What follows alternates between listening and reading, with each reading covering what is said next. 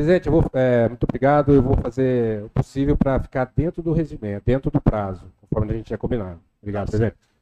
Presidente, eu vou ler aqui para ser bem rápido. A todos, boa noite. A quem está nos ouvindo, nesse momento eu quero exalar o meu voto em relação ao parecer do Tribunal de Contas.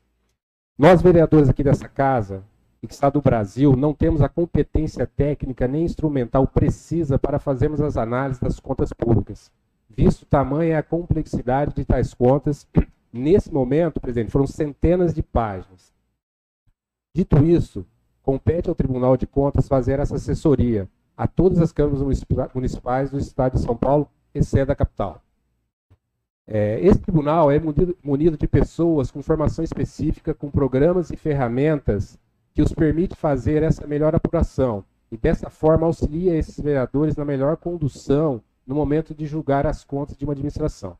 Eu quero deixar bem claro aqui, presidente, como Vossa Excelência bem sabe, que não estamos julgando as contas aqui do prefeito do nome tal. Estamos julgando as contas de uma administração. Portanto, favorável ou não o nosso voto, esse se refere ao executivo como um todo, desde o chefe maior até todos envolvidos na referida administração, num determinado tempo. Nesse caso, no ano de 2017, como bem dito. Vejamos, presidente, aquele velho ditado: mais importante do que saber é saber aonde encontrar. Por que eu digo isso? Nesse caso, é importante que façamos a melhor leitura possível de todo o material emitido pelo Tribunal de Contas. O que eu fiz de forma cautelar em respeito, presidente, à administração julgada e a você, munícipe, que está aqui hoje e que nos assiste nesse momento. Exatamente para não fazer aqui um juízo de direito de forma equivocada e parcial. Na administração pública, um erro dessa natureza pode colocar em xeque a vida política de um gestor, no caso um prefeito, pois mesmo que ele tenha feito uma gestão boa a favor do município, pode ter um parecer desfavorável de suas contas e pronto, terá dificuldade no seu futuro político. Ao contrário, também pode ocorrer, pois uma administração ruim pode ter suas contas aprovadas e esse efeito perverso pode continuar a prosperar no município, causando gravíssimos danos ao ente público e principalmente à população, provocando restrições nos serviços públicos e recebimento de recursos. Eu quero fazer um aspas aqui. O que é esse efeito perverso? Efeito perverso é o que está acontecendo. Eu vou falar agora dessa administração porque eu estou comparando o primeiro ano com o primeiro ano. Efeito perverso é o fato do nosso prefeito hoje, o Rodrigo, ter pago já em 2021, herdado uma dívida de mais ou menos R$100. Imagine você, população, se tivesse pegado R$1 milhão e tivesse terminado o Eugênio Rosa, se tivesse equipado ele, se tivesse consertado todos os prédios públicos das escolas e da saúde, bem como todo o ativo da Prefeitura Municipal de Luiz Antônio. Então, esse efeito perverso que eu estou me referindo aqui é exatamente isso. Apenas de um ano. Apenas de um ano. Continuando, portanto, devemos, nessa oportunidade, fazer a melhor escolha do voto, pois as pessoas e famílias poderão ter o seu sofrimento atenuado ou agravado no futuro. O próprio tribunal já fala isso lá. O último item aqui do parecer fala de que é pequeno o déficit. Déficit de 1,32% é pequeno. É um absurdo. Bom, isso posto, vamos aos fatos apontados por fim, o parecer do Tribunal de Contas, observando que o tribunal dá um parecer sobre as contas. O julgamento somos nós aqui dessa casa quem fazemos. Portanto, vamos nessa oportunidade fazer o julgamento correto e imparcial. Lembrando, como é dito aqui pelo nosso nobre presidente Marcos Simão. O presidente sempre fala, com propriedade, rogamos que façamos o melhor da nossa população. Nossa população. E é nessa hora. É a hora de ver a população como um todo e não um grupo político. O parecer do tribunal em relação às contas da administração, como foi bem dito aqui, foi desfavorável pela maioria dos seus auditores. Uma vez que nós aqui devemos fazer um filtro desses fatos para a nossa população. Afinal, são eles que nos elegem, que nos pagam rigorosamente todos os meses.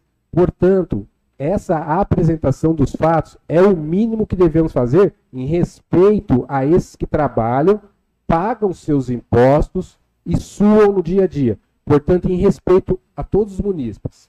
pontos que eu observei. Informo que nessa leitura foram 117 apontamentos de irregularidades. Eu filtrei para ver se eu conseguia exalar um parecer diferente. Mas 117 ficou difícil para mim, eu te confesso de coração, presidente. Eu elenquei só alguns. Primeiro, falta de articulação das leis orçamentárias, PPA, LDO e LOA. Falta de compatibilidade. O que acontecia nessa gestão de 2017? O que era programado no PPA não era feito, e o que não era programado era feito, ou seja, em total equívoco, pois não havia a mensuração dos serviços realizados e dos não realizados. A peça de planejamento se apresentou extremamente fragilizada ante a falta de visão de médio e longo prazo. Isso ocorreu em 2017 e continuou em 2018 e 2019. Vossas Excelências já sabem disso. Vossas Excelências já viram o parecer de 18 e 19. Então a gente tem que ressaltar o seguinte, essa questão que eu vi aqui nesse parecer, dizendo que não há de se falar em déficit orçamentário porque é pequeno, de 1,32, foi para 4,5 em 18 e 8, tanto em 2019. E culminando um efeito dominó que deixou esse buraco que o Rodrigo já pagou. Senhor vereador, essa conta não foi colocada em pauta e nem está pública. Então eu gostaria que o senhor falasse sobre a pauta de hoje, conta 2017. Presidente, Vossa Excelência leu, se Vossa Excelência leu o parecer do Tribunal de Contas, ele faz essas menções. Tá. Seguindo, presidente, as audiências públicas em horário comercial, falta de ampla divulgação em mídias, fato que inibe a participação do trabalhador, fato que já manifestei exatamente a audiência da concessão do serviço de água e esgoto. Veja, isso foi apontado em 2017 e mesmo assim foi feita a mesma prática em 2018 na concessão da água e esgoto, totalmente contrário à indicação do Tribunal de Contas em prejuízo a quem? A população.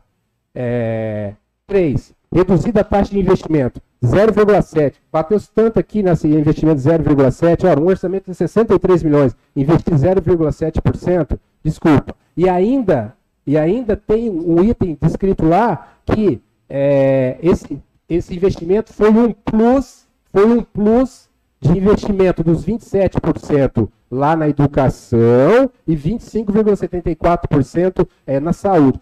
Que plus que foi esse, gente? Tudo sucateado, prédio público, professor que não recebia piso nesse ano. Não dá para admitir que aquilo ali foi investimento, ao meu ver, presidente. 4. Déficit de execução orçamentária de 1,32%, como bem dito aqui, 835 mil. Mesmo com uma arrecadação de 10,79% a mais, ou seja, 6 milhões de reais a mais de orçamento executado, e mesmo assim ficou com déficit de 1,32%. 5. Alteração orçamentária por decreto não desejável. Veja, ante uma inflação de 2,95% em 2017, mesmo assim teve um elevado percentual de alterações orçamentárias, correspondente a 39,40% praticamente de alteração orçamentária. Ou seja, foi feito um orçamento, foi votado nessa casa aqui, PPA, LDO e LOA, e ele teve a capacidade de mover 40%. Ou seja, para que fez então o orçamento? Observando que o estabelecido na LOA, na época, de movimentação livre, era de 10%, o que tornou a peça orçamentária uma verdadeira obra de ficção, revelando deficiências ligadas ao planejamento. Item 6. Dívida de curto prazo sem controle, presidente. Pois para cada R$1 de dívida, ele só tinha 20 centavos para pagar. Essa mesma dívida de curto prazo aumentou de 8,4 milhões em 2017 para 10,3 milhões. Elevando em 23%, o que reforça o quê? A fragilidade da gestão, que depois replicou isso aí nos anos seguintes. Próximo, deixou de depositar, isso aqui, presidente, é um dos itens que mais pesa nesse parecer. Deixou de depositar parcelas referentes ao INSS e FGTS em alguns meses, o que levou ao pagamento de juros, encargos, pagos no exercício posterior, afrontando totalmente o princípio da anuidade, que, gente, não dá. Pago no exercício posterior, o que configurou nítida violação dos princípios de responsabilidade fiscal, da anualidade e da competência de despesa. Isso lesou profundamente o funcionalismo público e o erário, por consequência toda a municipalidade. Veja bem, não pagou fundo de garantia, tem gente que aposentou e não recebeu fundo de garantia, tem gente que queria fazer um financiamento e não pode usar o fundo de garantia porque não estava depositado. Final das contas, quem vai pagar? Rodrigo, já está trabalhando agora para resolver isso aí. Próximo, superação da folha de pagamento acima do limite de 54%, conforme lei de responsabilidade fiscal. Porém, fechou o ano 2017 com 55,7%, não seguindo as orientações passadas pelo Tribunal de Contas durante o ano. O Tribunal de Contas, durante o ano, nós sabendo disso, ele manda toda hora, faz isso, faz aquilo. Não fez, e perdura também em 2018. Dentre outras causas, foi disso a utilização de... Dentre outras causas que causou isso, foi a utilização de categorias econômicas inadequadas no empenhamento de despesas de profissionais, como na área de educação e saúde. Ele fala aqui que não foi 55, foi 47. Só que ele esquece que a atividade de fim de médico, de professor, tem que entrar na folha. O tribunal já está pacífico em relação a isso. Está claro em relação a isso. Ele tira porque o tribunal põe. Por isso que deu 55. Por isso que todos os quadrimestres estouraram. Sobre os cargos comissionados, foram apontados cargos que não condizem com de diretoria, de chefia e assessoramento.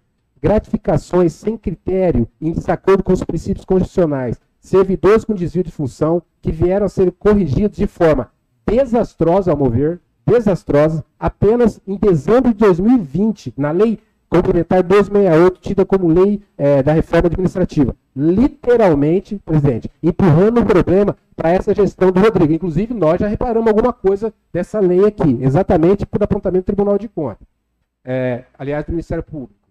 Número 9. Ordem cronológica de pagamento descumprida, o que prejudica fornecedores de produtos e serviços. Isso é gravíssimo. Nós tínhamos, reportaram a gente que, olha, o fornecedor não entregou porque não pagou. Quer dizer, não pode. Próximo.